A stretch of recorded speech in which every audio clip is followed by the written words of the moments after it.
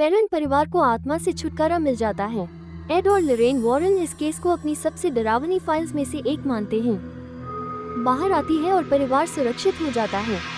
Warren दंपति church से exorcism, भूत भगाने की प्रार्थना की अनुमति लेते हैं। कैरोलिन पूरी तरह आत्मा के कब्जे में आ जाती है और अपने बच्चों को मारने की कोशिश करती है। बड़ी मुश्किल से एड वॉरेन खुद ही एक्सोर्सिज्म करता है। अंत में कैरोलिन उस कब्जे से धीरे धीरे बैथशेबा की आत्मा कैरोलिन माँ पर कब्जा करने लगती है। उसका मकसद कैरोलिन से अपने ही बच्चों की बलि दिलवाना होता है। जमीन पर कभी एक औरत बैथशेबा शमन रहती थी।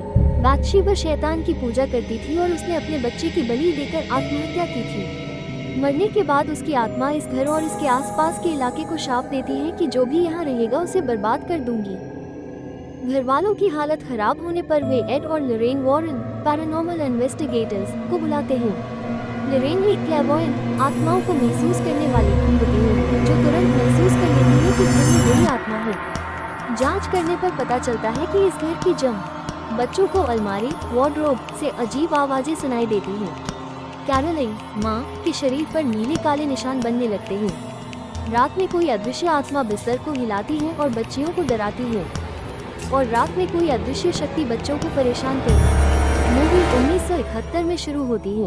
एक परिवार पेरेंट फैमिली रॉजर, कैरोलिन और उनकी 5 बेटियां एक नए घर में शिफ्ट होते हैं। शुरुआत में सब ठीक लगता है, लेकिन धीरे धीरे अजीब अजीब घटनाएं होने लगती हैं। दरवाजे अपने आप बंद होना, अजीब आवाजें आना, बदबू आना।